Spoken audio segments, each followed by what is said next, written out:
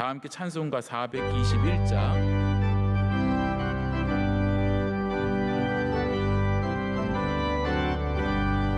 내가 예수 믿고서 죄 사함 받아 나의 모든 것 다 변했네. 지금 내가 가는 길 천국길이요 주의 피로 내 죄가 씻겼네. 나의 모든 것 변하고 그 피로 구속 받았네. 하나님은 나의 구원 되시오니 내게 정죄함 없겠네. 주님 밝은 빛 되사 어둠에 치니 나의 모든 것 다 변했네. 지금 내가 주 앞에 온전케 되면 주의 공로를 의지함일세. 나의 모든 것 변하고 그 피로 구속 받았네. 하나님은 나의 구원 되시오니 내게 정죄함 없겠네. 내게 성령 임하고 그 크신 사랑 나의 마음에 가득 채우며 모든 공포 내게서 물리치시니 내 맘 항상 주 안에 있겠네. 나의 모든 것 변하고 그 피로 구속 받았네. 하나님은 나의 구원 되시오니 내게 정죄함 없겠네. 오늘 우리에게 주시는 하나님의 말씀은 욥기 18장 1절에서 4절 말씀입니다. 구약성경 욥기 18장 1절에서 4절 말씀입니다. 구약성경 778면에 있습니다. 욥기 18장 1절에서 4절 말씀 한 절씩 교독하시고 마지막 절 같이 읽도록 하겠습니다. 수아 사람 빌닷이 대답하여 이르되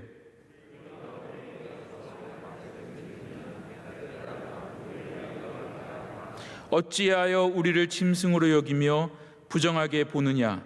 울분을 터뜨리며 자기 자신을 찢는 사람아, 너 때문에 땅이 버림을 받겠느냐. 바위가 그 자리에서 옮겨지겠느냐. 아멘. 교회 사랑하는 찬양대에서 찬양으로 하나님께 영광 돌리겠습니다.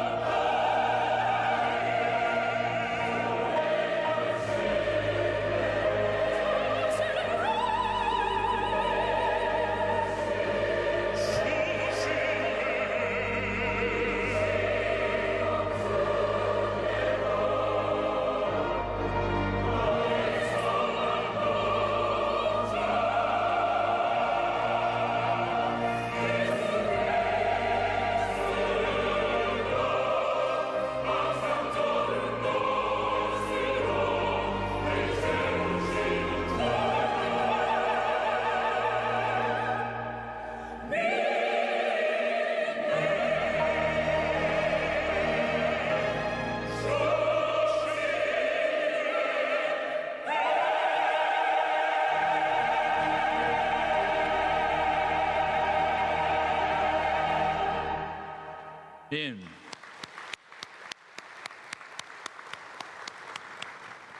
이제 말씀으로 은혜 받는 시간입니다. 담임 목사님께서 모두에게는 돌아갈 자리가 있다라는 제아의 말씀을 증거했을 때 큰 은혜의 시간 될 줄로 믿습니다. 네, 복된 찬양 하나님께서 영광 받으신 줄로 믿습니다. 저는 이제 빌닷의 두 번째 이야기를 준비하면서 이제 엘리바스도 두 번 이야기했고 욥도 엘리바스에서 두 번 대답을 한 다음에 빌닷도 이제 두 번째 욥에게 말을 하고 있습니다. 근데 처음 라운드에서도 엘리바스보다 빌닷이 세게 말했어요. 그런데 2라운드도 마찬가지입니다. 2라운드에서도 엘리바스보다 빌닷이 또 세게 말하면서 너는 지옥에 갈 것이다 라고 얘기를 하고 있습니다. 제가 이 말씀을 또 이렇게 열면서 언제까지 이 언쟁이 계속될 것인가. 우리 지금 18장이잖아요. 이게 말씀이 계속해서 이 라운드가 또 돌아가고 또 나중에 엘리후 나오고 이 욥의 또 변명이 시작되면서 끊임없이 돌아갈 텐데 이거 참 쉽지 않다. 어떻게 보면 지나친 거 아닌가라는 그런 생각을 해보게 되었습니다.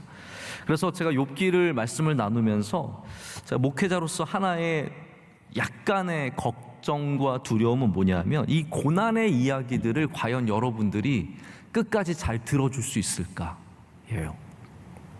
제가 좋은 이야기, 밝은 이야기 이런 거 하면은 다 들으실 수 있으시겠지만 이 욥의 아픔과 고난과 이 끊임없이 똑같은 주제로 계속해서 욥을 비난하는 이 친구들의 말과 또 똑같이 자기의 정의와 자기의 의로움을 말하는 이 욥의 이야기들을 여러분께서 계속해서 반복해서 드러내실 수 있을까라는 제가 우려가 있는 거죠. 긴 이야기는 다 힘듭니다. 처음에 만나서 대단한 목사님을 만나가지고 너무 막 기대가 되고 가서 이렇게 앉았는데 그분이 계속 혼자만 말씀하고 계시면 나중에는 빨리 갔으면 좋겠다 이런 생각이 들더라고요. 그러니까 어떠한 자리든지 긴 이야기는 참 다 듣기가 쉽지 않습니다. 근데 우리들은 긴 이야기를 잘 들을 줄 알아야 합니다. 저는 그거 굉장히 영적으로 중요한 부분이라고 생각을 합니다. 제가 오늘 설교 길게 하려고 그런 말씀 드리는 거 아닙니다. 평소보다 오히려 좀 짧게 준비를 해서 왔는데요. 긴 이야기를 하나님의 말씀으로 계속해서 내 안에 차곡차곡 쌓을 수 있는 사람이 오래 갑니다. 제가 왜 이런 말씀을 드리냐면 부흥하는 교회를 연구하는 사람들이 굉장히 많거든요. 부흥하는 교회를 연구하면서 깨달은 것 중에 하나가 뭐냐면 부흥하는 교회 공통점 중에 하나가 설교가 의외로 길다라는 거예요. 우리 교회 부흥하려면 전 더 길게 해야 됩니다. 제가 요즘 길게 안 해가지고 덜 부흥하는 것 같아요. 제가 그 미국 장로교회 목사님들 만나서 설교를 들어보면 진짜 멋져요. 그 영어 하나하나 단어를 절대로 허투루 하나 쓰질 않습니다. 아주 고급스러운 단어와 많은 함축적인 단어들을 정말 멋있게 쓰고 저희 가끔 이제 총장님 설교를 들으면 정말 설교를 이렇게 하면은 사람들이 인산인해로 오겠다라는 생각이 드는데 그분들 설교는 다 15분이면 끝나거든요. 15분에 딱 끝나요. 별거 이렇게 딱 해가지고 딱 끝내요. 그리고 남는 것도 되게 많고. 그런데 미국도 마찬가지거든요. 미국도 15분, 20분 설교하는 교회들은 사실 대부분 오히려 사람들이 줄면 줄었지 설교 짧게 한다고 가서 은혜 받는 건 없는 것 같아요. 제가 가끔씩 일부러 미국 목사님들 일부러 찾아보거든요. 어떤 목사님들이 요즘에 좋은 말씀을 전하시는가. 대부분의 부흥하는 교회, 미국 목사님도 마찬가지예요. 35분에서 40분 정도. 어떤 분들은 가끔씩 우리가 잘 아는 윌로우 크릭이라든지 새들백, 릭 워렌 목사님 같은 경우도 50분 설교하는 걸 제가 참 많이 봤어요. 그러니까 긴 이야기를 들을 수 있는 교회가 사실은 영적으로 힘이 있는 교회라는 거예요. 그것은 단순히 숫자가 많고 적고를 넘어서서 하나님의 이야기가 사실은 굉장히 긴 이야기들이 많이 있습니다. 거기에 우리가 얼마만큼 인내함을 갖고 들을 수 있느냐. 그래서 욥의 이야기에 너무 빨리 질려버리지 않기를 축복합니다. 이 이야기가 반복되고 있지만 날마다 여기에서 우리는 하나님의 새로운 진리를 발견하게 되고 오늘 우리에게 말씀하시는 하나님의 음성을 듣게 됩니다. 그래서 김병에 효자 없다고 말씀이 길어지면 다 떨어져 나갈 것 같지만 저는 담대한 것은, 제가 확신을 갖는 것은 이 긴 계속해서 반복되는 욥과 욥의 친구들 말씀 속에서도 하나님의 큰 역사하심이 있을 줄로 믿습니다. 긴 이야기가 짜증나면 어떻게 됩니까? 바로 욥의 친구들처럼 되는 겁니다. 욥의 친구들이 욥의 고난의 이야기를 듣다가 질려버린 거예요. 그 끊임없이 반복되는 욥의 이야기. 그래서 오늘도 빌닷이 가장 먼저 하는 말이 뭐냐면 너 말이 많다예요. 이게 빌닷의 시작점입니다. 18장 2절을 보면 너희가 어느 때에 가서 말의 끝을 맺겠느냐 예요. 복수용으로 되어 있지만 욥에게 하는 말이거든요. 너가 말 좀 그만하라는 거죠. 욥의 친구들은 욥의 끊임없는 자신의 삶에 대한 변호, 그리고 자신의 의로움에 대한 주장, 이런 것들에 대해서 질려가지고 거기에 대해서 계속해서 비난을 하게 되고 친구들이 참 나쁘게 변해갑니다. 왜 그런 문제가 있습니까? 욥의 고난의 소리에 귀를 기울여 주지 않기 때문이에요. 여러분, 우리도 하나님의 말씀을 처음에는 참 사랑하고 듣게 되는데 조금만 우리가 성장을 해도, 조금만 교회에 익숙해져도 하나님의 말씀이 참 지루해주는, 듣기 싫은, 귀찮은 그러한 영적인 삶으로 변해가기가 쉽습니다. 근데 여러분, 오늘 욥기가 긴 것은 욥이 불만이 많아서가 아니죠. 욥이 계속해서 이렇게 말을 반복하는 것은 욥이 너무나 힘들고 너무나 고통스러운 삶을 지나가고 있었기 때문입니다. 마찬가지로 우리의 고난도 만만치 않게 길고 또한 이해하기가 참 어렵습니다. 어떤 분들은 병을 앓아도 10년, 20년, 30년 병을 앓는 분들도 있고 고난에 빠져서 그 늪에서 아직도 헤어나지 못한 그 긴 세월을 힘들게 살아가는 분들이 얼마나 많습니까? 그래서 욥기의 말씀이 긴 것은 우리의 고난도 길 때가 많기 때문입니다. 고난이 긴 사람들마다 끊이지 않는 고난 속에 지금 어려운 터널을 지나가는 여러분에게 이 말씀이 위로가 되기를 원하고 우리도 이 말씀을 통해서 주님의 위로하심과 나음을 얻기를 간절히 소망합니다. 권지성 박사라는 성경학자가 쓴 특강 욥기라는 책이 있더라고요. 근데 제가 그거를 좀 한번 몇 번 읽어봤는데 여기서 이분은 우리가 왜 욥기를 읽어야 되는가에 대한 이야기를 잠깐 얘기를 합니다. 제가 굉장히 공감이 갔어요. 그 이유가 뭐냐 하면 왜 우리가 욥기를 읽어야 하느냐, 뭐 많은 이유가 있겠지만 첫 번째 이유가 이거래요. 욥기가 보여주는 세계관 때문이다라고 말합니다. 욥기가 보여주는 세계관이 무엇입니까? 욥기가 보여주는 세계관은 창조주 하나님이 우주의 중심이 되신 세계관입니다. 할렐루야. 이게 참 중요합니다. 왜냐하면 우리는 고통도 기쁨도 우리의 삶에 일어나는 모든 사건들을 어떻게 이해하냐면 내 중심으로 이해합니다. 그렇기 때문에 내가 이해할 수 있는 것이 있고 내가 이해할 수 없는 것이 있을 때 이해할 수 없는 그것은 잘못된 것이라고 생각을 하죠. 하나님의 오류라고 생각을 합니다. 근데 욥기는 그것에서 우리가 그렇게 빠져들면 안 된다는 거죠.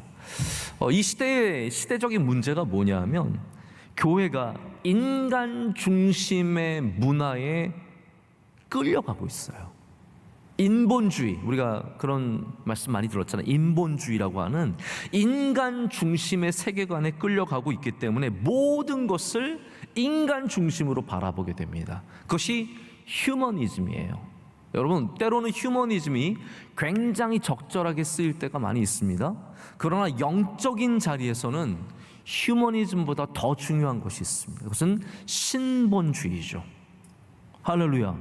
우리가 반드시 가져야 하는 영적인 세계관은 하나님께서, 이 온 우주를 창조하신 하나님께서 모든 주권을 갖고 계시고 하나님께서 우리를 다스리시며 우리가 이해할 수 없는 것들조차도 그 하나님의 주권 속에 우리가 인정해야 된다라고 있다라는 겁니다.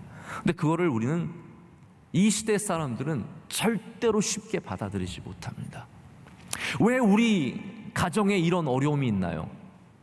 그거 쉽게 받아들이지 못합니다. 우리 예수님 믿는데 왜 우리 가정에 이런 저런 어려움이 있나요? 왜 나는 안 되나요? 그런 거 하나하나가 나에게 초점이 맞춰져 있기 때문에 절대로 그 세계관을 넘어가지를 못하는 거죠. 여기 그래서 빌닷이 아무리 맞는 말을 해도요, 보십시오. 이 하나님에 대해서 굉장히 맞는 말을 하는 것 같잖아요. 아기는 돌아갈 자리가 있다. 얼마나 불변하지 않는 진리예요. 그리고 엘리바스도 맞는 말을 하잖아요. 너가 잘못한 곳이 있으니까 거기에 대한 벌을 받은 것이, 인과 응모 다 맞는 말을 하는데 여기 한계점이 뭐냐면 그것이 다 인간주의라는 거예요. 다 인본주의예요. 우리가 보기에 그렇다는 거죠. 하나님의 신묘막측한 세계를 전혀 생각해 보지 않고 우리로 다 판단을 하고 있기 때문에 그것이 회복되어야 된다라는 겁니다. 저는 우리 명성교회가 하나님께서 다스리시는 교회, 하나님의 임재하심이 있는 교회, 하나님께서 영원토록 주권을 갖고 계신 교회로 바로 서야 된다고 분명하게 믿습니다. 이 세상에 시류와 흐름을 쫓아가기에 너무 급급하지 말고 우린 좀 느긋이 천천히 그러나 분명하게 복음의 길을 걸어갈 때 거기에 은혜가 있고 복이 있게 될 줄로 믿습니다. 그래서 신본주의의 한 가지만 말씀을 드리자면 인간의 법칙에 하나님은 절대로 매이지 않으신다라는 겁니다. 그러니까 여기 다시 말씀드리자면 오늘 얘기하는 것들도 마찬가지예요. 우리가 이 말하는 이 모든 것엔 자리가 있다. 악인들은 반드시 멸망의 자리로 돌아간다. 그것조차도 하나님은 매이지 않으신다라는 거예요. 근데 우리는 마치 우리가 하나님을 다 알고 있는 양 그렇게 선언해 버리죠. 너는 지옥행. 여러분 참 웃기지 않습니까? 제가 조금 이따 더 언급을 하겠지만 사람에게 내가 분명히 아는데 너는 지옥 갈 거야. 여러분 이게 무슨 자격입니까? 우리가 과연 무슨 자격으로 누구를 천국 가고 누구를 지옥 간다고 분명하게 말할 수 있겠습니까? 그거 하나님께 달린 거잖아요. 그래서 악인들 가운데는 구원함을 받는 사람이 있는 것이고 남들 보기에 너무너무 천국 가게 생겼는데 천국 못 가는 사람이 있다라는 거예요. 하나님께 달려있기 때문이죠. 우리는 다 교회 열심히 나오고 뭐 직분 갖고 있고 심지어는 뭐 목사 안수 받고 이러면 당연히 뭐 천국행 직행 열차 익스프레스 티켓을 다 끄는 것 같지만 하나님만이 아시는 부분이라는 거예요.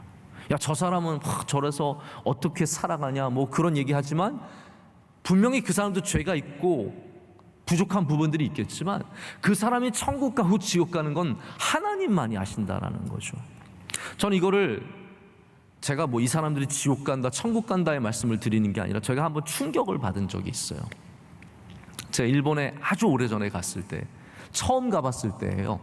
90년대 초반인 것 같은데 91년도인가 2년도였던 것 같은데 그때 제가 일본에 갔더니 원로 목사님께서 너는 동경에 어느 목사님 교회에 가서 목사님 의지하고 지내라. 그래서 저는 뭐 다른 데 구경도 못하고 교회 가서 있었어요. 교회 가서 거기 있는데 그 목사님께서 저한테 어느 날 우리 신방 가는데 같이 가자 그러시면 전 동경 가서 신방도 같이 했어요. 뭐 가서 우동 먹고 막 그런 걸 할 줄 알았는데 같이 신방 가자 그러셔가지고 대학교 한 2학년 정도 됐던 것 같은데 목사님 따라서 신방을 갔는데 그 목사님도 참 저한테 일부러 그러셨던 것 같기도 하고요. 왜냐하면 어디로 저를 데려가셨냐면 술집으로 데려가셨어요. 거기 마담이 교인이에요. 네? 마담이 교인이에요.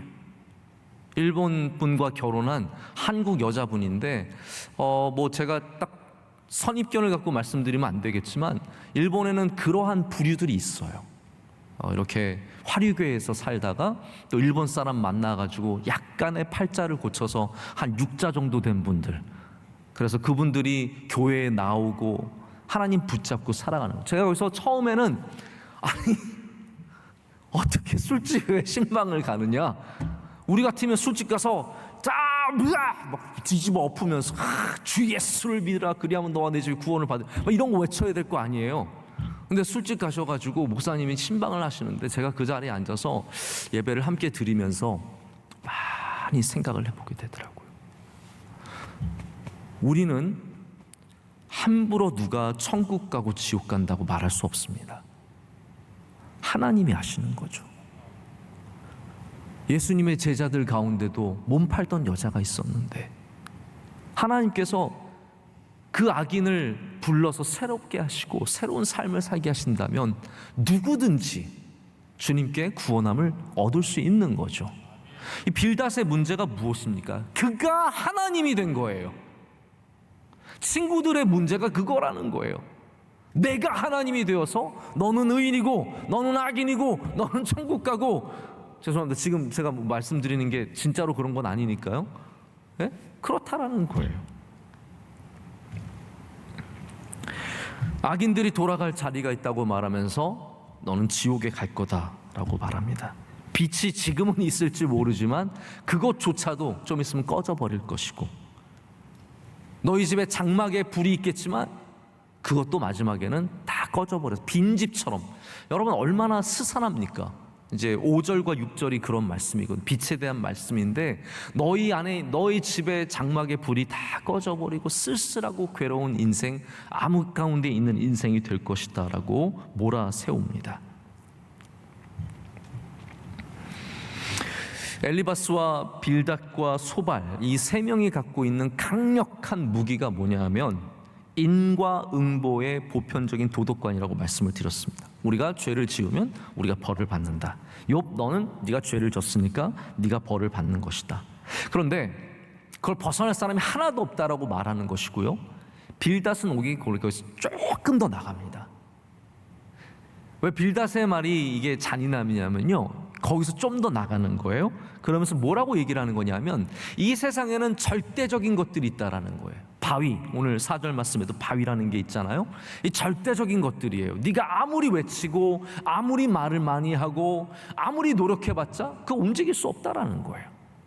절대적인 것들은 절대로 바뀌지 않는데 너는 죄인이기 때문에 악인들은 악인의 자리로 돌아가는 것, 그것도 절대적이다라고 말을 하고 있습니다. 근데 제가 보니까 이런 생각들이 유대인들의 굉장히 보편적인 것 같아요. 정말 많은 세월이 지나서 베드로 후서에서 유대인의 속담 하나를 이야기합니다. 그 속담이 무엇입니까? 우리가 잘 아는 말씀 베드로 후서 2장 22절에 나오는데요, 참된 속담에 이르기를 개가 그 토하였던 것에 돌아가고 돼지가 씻었다가 더러운 구덩이에 도로 누웠다 하는 말이 그들에게 응하였도다. 자, 이건 절대적인 사실이에요. 개는 개예요. 개는 아무리 이뻐도 개입니다. 저도 개를 좋아하거든요. 제가 개를 상당히 좋아하는데 저는 그래도 개한테 뽀뽀하는 사람들은 참 이해하기가 쉽지가 않아요. 네, 어떻게 개랑 혓바닥 그걸 막 입에 막 얼굴에 막 이렇게 쳐바르고 있는데 막 그거를 좋다고 막 웃으시는 분들 참 대단하신 것 같아요. 존경합니다. 개가 아무리 좋고 아무리 귀엽고, 우리 문재인 대통령 이번에 개고기 뭐 없앤다는 뭐 그러한 발언도 하신 것 같은데, 그러면 개가 참 귀하죠. 예쁘죠. 우리 반려견, 우리 함께 살아가는 존재들이죠. 그러나 개는 개예요. 가만히 놔두면 별의별 짓 다 해요. 돼지도 마찬가지입니다. 돼지도 절대적으로 돼지는 바뀔 수 없는 거예요. 그래서 그 더러운 구덩이에 다시 눕는다라는 말을 합니다. 여러분, 이 말은 무슨 말이냐면 변하지 않는 것들이 있다라는 거죠. 절대로 바꿀 수 없는 것들이 있다라는 거예요. 절대적인 것들이 있다라는 겁니다. 그것이 유대인들의 생각이고 빌닷은 바로 그 생각에 지원을 하는 겁니다. 우리 악인들이 아니죠. 저 악인들은 반드시 돌아갈 자리가 있는데 그것이 바로 멸망의 자리요 지옥의 자리다라고 말합니다. 근데 여러분, 성경에서 자리라는 말이 얼마나 중요한 말입니까? 왜냐하면 성경에서 잘 보십시오. 복과 자리는 밀접한 관계를 갖고 있습니다. 성경에서 복은 어느 곳을 통해서 오냐면요, 자리를 통해서 옵니다. 시온에서, 할렐루야, 성전에서. 그래서 시편 1편 말씀이 온통 자리에 대한 이야기예요. 복 있는 사람에 대한 이야기지만 복 있는 사람들은 어떻게 합니까? 악인들의 꾀를 따르지 아니하며 죄인들의 길에 서지 아니하며 오만한 자들의 자리에 앉지 않는 것이죠. 이게 다 자리의 문제예요. 그 길과 자리. 대신에 복 있는 사람은 누구입니까? 시냇가에 심은 나무라고 하잖아요. 할렐루야. 이거 자리거든요. 어떠한 자리에 너가 뿌리를 내리고 있느냐, 이게 이제 정말 구약이 말하는 복이 들어오는 굉장히 중요한 기준입니다. 지금도 변치 않는 사실이에요. 여러분, 저는 분명하게 믿습니다. 하나님께서 교회를 통해서 은혜를 주십니다. 이 자리를 귀하게 여기시길 바랍니다. 세상에 아름다운 자리만 귀하게 여기지 마시고, 좋은 리조트만 귀하게 여기지 마시고, 공연장 화려하고 좋은 데만 귀하게 여기지 마시고 여기를 한번 귀하게 여겨보세요. 하나님께서 이 자리를 사모하는 자들에게 분명히 복을 주십니다. 저는 그걸 확실하게 믿고 고백을 합니다. 그러나 자리가 없는 사람들이 있어요. 자리가 없는 사람들은 어떤 존재들입니까? 뿌리를 내리지 못한 존재들이죠. 그 대표적인 격이 무엇입니까? 바람에 나는 겨예요. 겨는 가볍고 뿌리가 없어요. 그래서 바람만 불면 여기로 저기로 날려다니는, 그래서 복이 없는 존재입니다. 빌닷은 욥에게 너의 자리는 지옥이다 라고 말합니다. 안 그래도 지금 고난과 환난과 고통 속에 있는 욥에게 너가 결국은 돌아갈 곳이 지옥밖에 없다라고 말하니 이 얼마나 잔혹하고 가슴 아픈 이야기입니까? 안 그래도 힘들고 괴로운 사람인데 거기서 위로는 해주지 못할 망정 내가 좀 기분 나쁘, 듣기 싫다고 해서 온갖 저주를 던지고 있습니다. 4절 말씀을 보면 네가 울분을 터뜨리고 몸을 찢어도, 스스로 몸을 찢어도 변하는 건 없다고 말합니다. 자, 이 스스로 몸을 찢는 거는요, 유대인들에게 가장 절박한 순간에 보여주는 자해의 모습입니다. 근데 이게 여러분 어디서 나타나는지 아십니까? 엘리야가 400명, 450명의 이방 우상 제사장들과 싸울 때 그들이 몸을 자해했습니다. 몸을 찢으면서 불을 내려달라고 막 난리를 쳤거든요. 그런데 그 우상은 아무것도 몸을 찢는 거 아무것도 들어줄 수 없었던 거예요. 그러니까 얼마나 간절하면 몸을 찢겠어요. 그런데 지금 빌닷이 뭐라고 말하냐면 너가 스스로 몸을 찢어도 변하는 거 하나도 없다라는 거예요. 너는 악인이고 결국은 지옥에 갈 것이다 라고 말합니다. 지금도 영어권에서는 가장 심한 욕 중에 하나가 지옥에나 가라예요. Go to hell. 그 말 많이 쓰거든요. 지옥에 가라. 그러니까 친구가 하나님을 경외하는 빌닷이 또 하나님을 경외하는 욥에게 지옥에나 가라라고 말하는 것은 너무 가슴 아픈 일입니다. 제가 가끔 한국교회 안타까운 일들이 있는데 한국교회 지도자들이 서로에게 빌닷처럼 비난하는 일들이 너무나 많이 있습니다. 이런 참 안타까운 말들이 너무 스스럼 없이 외쳐지고 있는 것이 얼마나 안타까운지 모릅니다. 빌닷은 욥이 죄인인데 그냥 말만 많다고 생각을 하는 거죠. 번지르르게 말해도 죄인은 죄인이다 라고 얘기를 하는 겁니다. 근데 이게 사실은 말이 돼요. 왜냐하면 이렇게 재판을 보거나 죄인이 법정에 서는 일들을 보면은요, 말 잘하는 사람 참 많습니다. 말을 그냥 뭐 천상유수처럼 줄줄줄 쏟아내고 자기가 마치 아닌 것처럼 얘기를 하고 별의별 얘기를 다 하면서 자기를 불쌍히 여기는 말을 하지만 그 죄가 사라지지 않는 죄인들이 있다라는 거죠. 하지만 또 반대로 너무나 억울해서 말할 수밖에 없는 그러한 사람들도 있습니다. 한 번은 저희 첫째 아들이 제가 너 동생한테 뭐 했지? 그랬더니 자기가 안 했다는 거예요. 근데 제 느낌이 있잖아요. 느낌이 딱 어떤 느낌이냐면 얘가 한 거예요. 제가 그래서 제가 달랬어요. 영민아, 네가 했지? 했으면 했다 그래. 아빠는 다 용서해 주는 거 알지? 그랬더니 걔가 아빠 정색으로 아빠 안 했다는 거였어요. 했으면 했다고 하라고. 그거 아시죠, 여러분? 이게 상황이 바뀌는 거 아시죠? 그러니까 내가 봤을 때 얘가 한 거예요. 그러니까 했으면 했다고 하라고. 그랬더니 걔가 막 울기 시작하는 거예요. 연기 그만하고. 근데 나중에 알고 봤더니 걔가 안 한 거죠. 여러분, 우리가 가슴 아프게 외치는 사람들, 우는 사람들, 믿어줄 사람이 없어서 괴로워서 외치는 사람들, 그들을 위로하는 사람들이 되어야 합니다. 네가 했다고, 너는 결국은 지옥에 갈 거라고, 그런 것들이 아니라 우리는 위로하고 주님께로 인도하는 그 역할을 잘 감당해야 할 줄로 믿습니다. 이런 거죠. 우리도 그런 말이 있어요.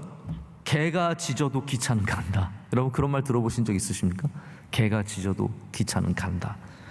또 다른 의미로 쓰이기도 하지만 닭의 목을 비틀어도 새벽은 온다.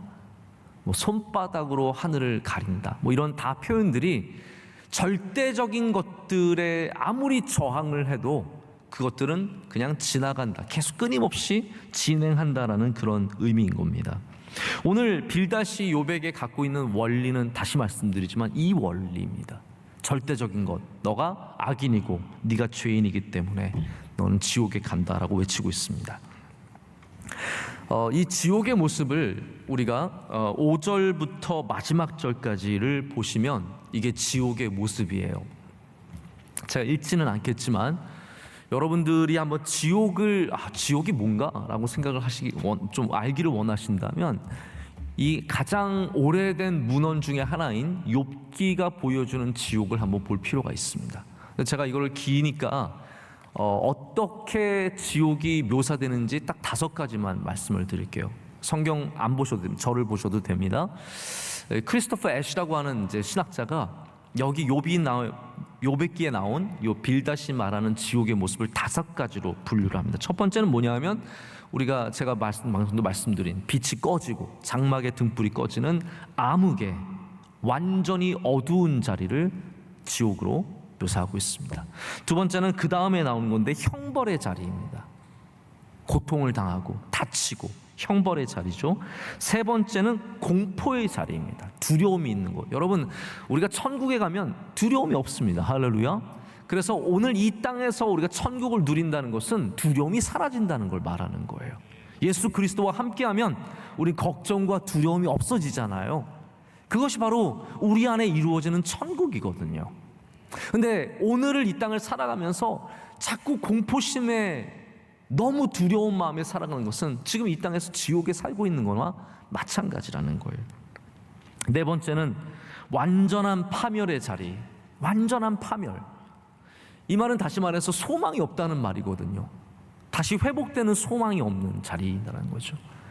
다섯 번째는 무서운 분리의 자리.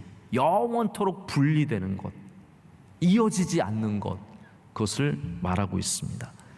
그래서 제가 볼 때는 이 5가지만 우리가 제대로 알아도 지옥이 무엇인지 이해하는 데 큰 도움이 될 거라는 그런 생각을 해보게 되었습니다. 근데 여러분, 빌닷이 말하는 이 지옥은 욥에게 해당되는 지옥은 아니죠.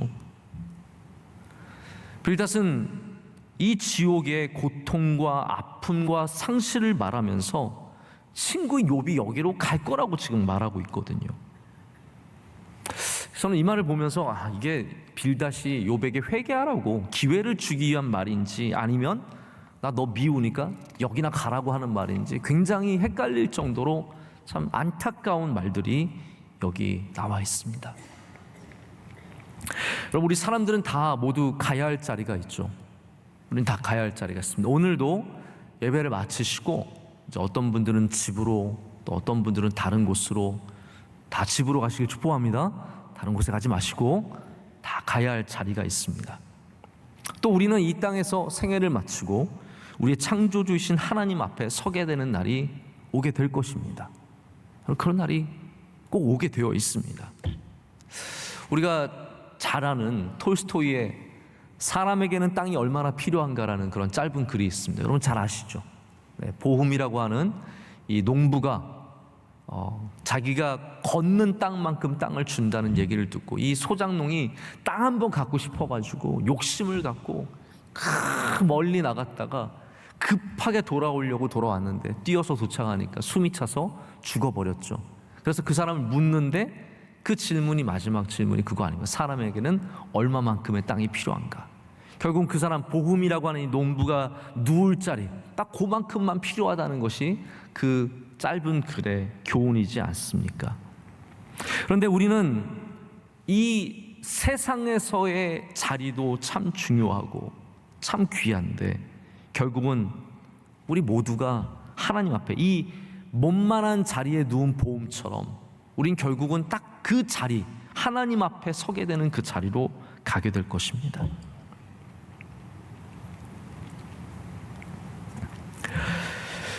만약에 우리가 하나님 앞에 서게 될 것을 또 혹은 지옥 문 앞에 서게 될 것을 다 안다면 얼마나 쉽겠습니까? 그 자리를 우리가 다 판단할 수 있다면 얼마나 쉽게 사람들에게 얘기해 줄 수 있겠습니까? 그런데 오늘 말씀은 우리에게 창조주 하나님에 대해서 얘기하면서 제가 전반부에 말씀드린 것처럼 우리가 그 자리를 정하는 것이 아니다라고 말해주는 겁니다. 우리가 그것을 정하는 것이 아니라 빌다시 그것을 정하는 것이 아니라 친구들이 그것을 정하는 것이 아니라 오직 하나님만이 우리의 자리를 정하실 것입니다. 우리가 심판날 하나님 앞에 설 때 하나님께서 우리로 너는 천국이다 라고 말씀해 주실 것이고 또 어떤 사람에게는 너는 여기다 라고 말씀하실 겁니다. 그래서 지금 빌다시 하는 얘기는 굉장히 맞는 얘기 같아요. 모두에게는 자리가 있다. 악인은 반드시 지옥에 가게 된다. 굉장히 맞는 것 같지만 이거는 월권이에요. 제가 아까 전에 왜 우리가 욥기를 읽는지에 대해서 말씀드리면서 하나님의 주권에 대해서 말씀드렸잖아요. 욥기의 주제가 하나님, 창조주 하나님의 주권을 인정하는 것인데 마치 우리가 창조주 하나님처럼 그 모든 것을 알고 모든 것을 정한다는 것은 절대적으로 잘못된 이야기라는 겁니다. 특별히 그냥 우리가 알고 있는 어떤 보편적인 지혜, 보편적인 상식으로 그렇게 접근해서는 안 된다는 거죠. 욥이 이런 비난 속에서 얼마나 당혹스러웠겠습니까? 안 그래도 이유 없는 고난으로 너무너무 가슴 아픈 그가. 여러분, 사람이 억울해 봐야 억울한 사람을 이해합니다. 그래서 욥기가 참 귀한 거예요. 욥기는 정말로 억울한 사람을 보여주고 있거든요. 그런데 그 욥보다 더 억울하신 예수 그리스도가 계시다는 사실을 잊어서는 안 됩니다. 욥기는 그래서 예수님의 그 죽으심의 예표예요. 욥기를 통해서 우리는 완벽한 의인이 고난을 당하는 모습을 미리 보게 되는 거죠. 예수님은 아무 죄 없으신 예수님께서 우리의 죄를 위해서 살인자가 올라가는 가장 큰 죄인들이 올라가는 십자가에 달려서 죽으셨습니다. 성경에는 의로운 자들의 고난에 대한 주제들이 분명히 있습니다. 여러분 꼭 그거 아셔야 됩니다. 의로운 자들이 고난을 받는 모습들이 시편에 참 많이 나오죠. 예레미야에도 그게 나옵니다. 욥기에도 그게 나오는 것이고 그 가장 정점이 바로 예수 그리스도의 십자가의 사건입니다. 아마 억울한 일을 당해보신 분들은 이 억울함을 당하는 것이 얼마나 고통스러운지를 잘 아실 겁니다. 제가 그래서 가끔씩 정말 안타깝게 사회에서 억울한 일을 당하시는 우리 교인들 보면 너무 마음이 아프고 괴로운데 그분들이 그걸 지나고 몇 년 지나고 다시 은혜를 받으시면 굉장히 성숙해진 걸 제가 느껴요. 아마 여러분들도 그런 분들 만나보셨을 거예요. 참 이유 없이 정말 사람들의 이런 모략과 술수에 은해서 완전히 누명을 쓰고 별의별 욕을 다 먹고 그래서 수년이 지나고 나서 다시 또 본래의 자리로 좋은 자리로 돌아오시면 옛날 같지 않으시더라고요. 그 억울한 일을 당하신 분들이 굉장히 영적으로 성숙해지고 또 겸손해지시고 또 훌륭한 분들이 되신 것을 참 많이 느낍니다. 그래서 여러분 우리 억울한 일을 당할 때마다 이 세상에 억울한 사람이 많다는 걸 참 많이 이해해 주셔야 됩니다. 그리고 우리는 고통과 아픔 속에 있는 사람들을 그냥 너가 죄 때문에 그렇다고 그냥 한마디로 끝낼 것이 아니라 그 사람들의 아픔과 당혹스러움을 이해해 줘야 된다는 거죠. 사람이 아무리 죄가 많아도요, 어려운 일을 당하면 당혹스러워합니다. 왜 나한테 이런 일이 생기는지, 왜 우리 가정에 이런 일이 생기는지, 왜 우리 애한테 이런 일이 생기는지 정말로 괴롭죠. 제가 이 이야기만 하나 더 말씀을 드리고 말씀을 맺을 텐데요. 제가 몇 번 이 저자의 책을 읽으면서 굉장히 많이 울고 공감하고 또 이해할 수 없는 그 아픔 때문에 마음이 참 아팠던 적이 있습니다. 이분은 제가 한번 소개한 적이 있는데 데이빗 시처라고 하는 영어는 피처인데 뭐 시처라고 되어 있어요. 시처라고 하는 미국의 대학 교수예요. 이분은 1991년에 아내와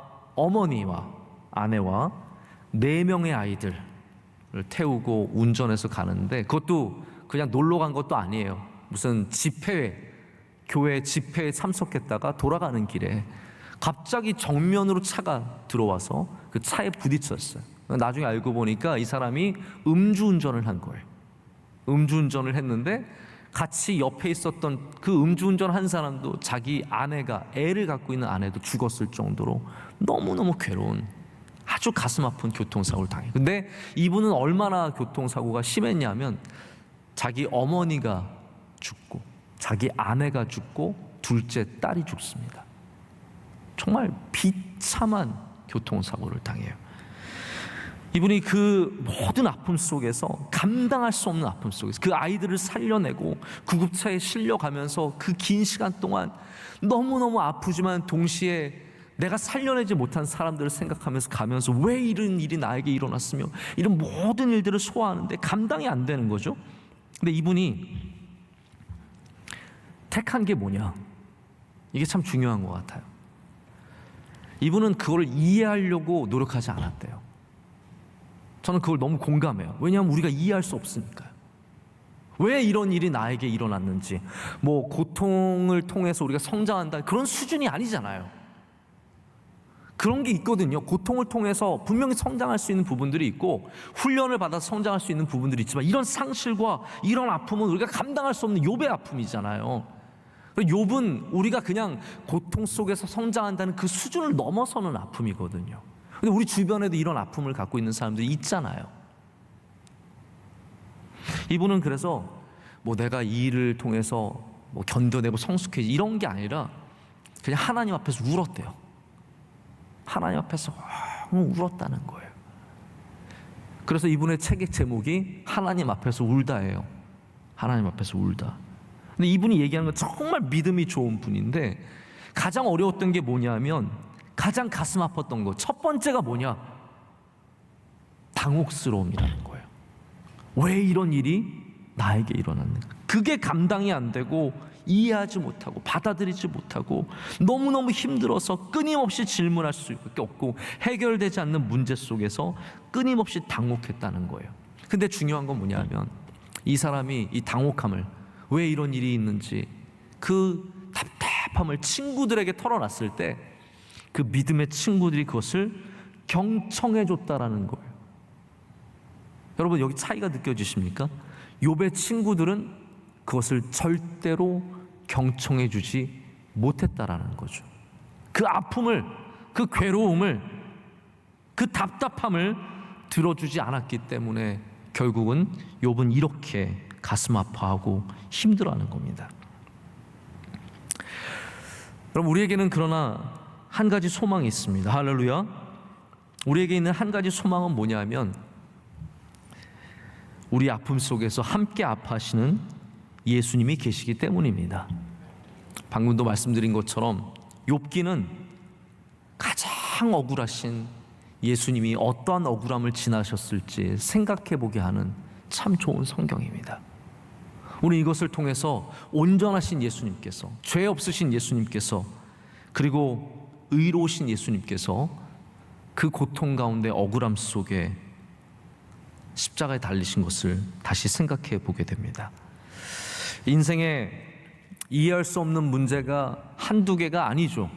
제가 오늘 낮에 정말 너무 놀라운 은혜를 경험한 부부를 만났어요. 우리 청년대학부 출신이고 원로 목사님이 주례를 하신 그런 귀한 믿음의 양가 다 우리 교회 권사님, 집사님 가정이고, 남편은 의사고 또 아내는 NGO에서 아주 중요한 일을 하고 있는 굉장히 유능한 그런 가정이에요. 근데 이 남편이 의사인데 제주도에 휴가를 갔다가 뇌출혈이 왔어요. 근데 제가 그 남편 의사 우리 집사님이 우리 청년 출신이 얘기를 하는 거 들으면서 너무 웃긴 거. 왜냐하면 이 친구가 얘기하기를 자기가 살 확률을 자기가 다 알고 있어요. 그래서 딱 아내한테 여보, 내 머리에 큰 문제가 생긴 것 같아. 딱 그 얘기를 한 다음에 119를 부르면서 딱 정리를 하더래요. 이제 내가 살아도 기능을 제대로 못할 수 있고 아마 죽을 가능성이 훨씬 더 클 거야. 그거를 의사들은, 여러분, 의사는 참 확률을 알아서 문제예요. 확률을 너무 잘하는 거예요. 그래서 자기가 살 확률은 30%딱 그랬대. 내가 살 확률은 30%. 그런데 그 30% 안에서도 내가 제대로 기능을 하는 확률은 거의 없고, 나는 이제 다 끝났으니까. 그러면서 119를 불러가지고 갔는데 정말 기적적으로 하나님께서 후유증 하나 없이 살려주셨어요. 저는 그걸 기적이라고밖에 말할 수가 없어요. 기적이라고밖에 말할 수 없어요.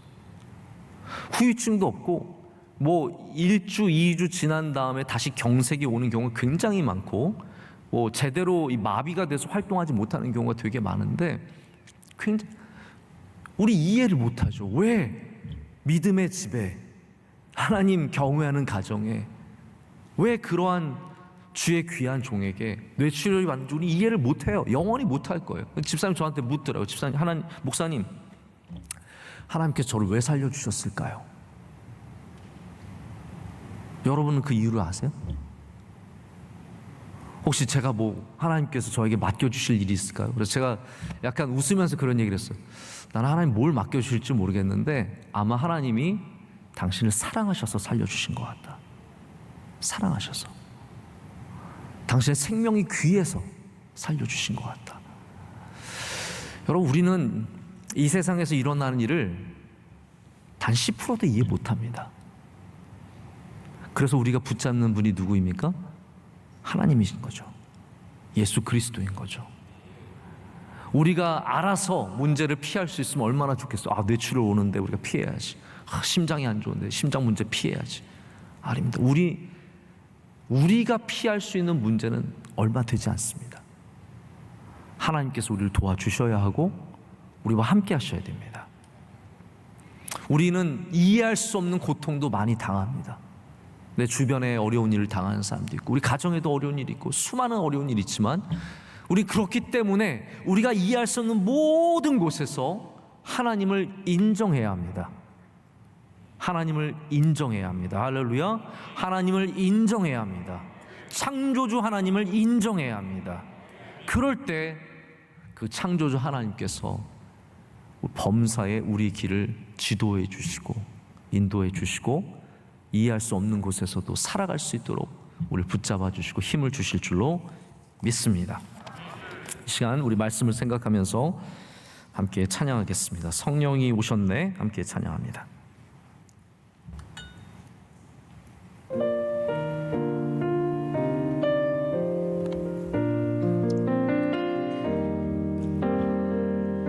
무한 시절 지날 때, 깊은 한숨 내쉴 때, 그런 풍경 보시며 단식하는 분 있네. 고와 같이 너희를 버려두지 않으리. 내가 너희와 영원히 함께하. 다시 한번 합니다. 허무한 시절, 지금까지 함께해 주셔서 걸음걸음을 인도하시고 순간순간 함께해 주신 귀하신 은혜를 감사드립니다. 이 모든 것 측량할 수 없는 주님의 은혜이기에 다시 감사드리며 오늘 여러 예배실에서 예배에 참여하는 아버지의 자녀들, 우리의 믿음대로 두면 우리의 믿음은 너무 하찮은 것이옵니다. 연약한 믿음 끝까지 붙잡아 주시고 주님과 함께하는 삶을 수가성의 여인과 같이 항상 우물에서 주님을 만나고 주님을 사랑하며 주의 옷자락 잡고 섬길 수 있도록 우리 모든 성도들 가정에 주님 걸어오시고 문을 닫았을 때도 찾아오시고 꿈에도 오셔서 딸아 평안할지어다, 아들아 평안할지어다. 우리 교회도 오셔서 물리로 걸으시듯이 위층 아래층을 걸으시면서 우리 교회에 주의 살롬을 주시기를 기도합니다. 오늘 또 말씀의 큰 은혜를 간직하고 돌아가는 모든 성도들, 예물을 드려 감사하는 귀한 주의 자녀들, 주님 앞에 우리 마음과 사랑을 다 담아드리고 결혼을 앞둔 자녀들, 질병 속에 있는 성도들, 임신 중에 있는 우리 성도들, 하나님 앞에 잉태를 위하여 간절히 간구하는 모든 성도들, 생활의 어려움 때문에 걱정 많은 우리 성도들 다 지켜주시고 주의 종과 함께 코로나 이후에 대한민국과 우리 모두를 위로해 주시는 성부와 성자와 성령님의 은혜가 영원 무궁 함께 하시기를 축원하옵나이다. 아멘.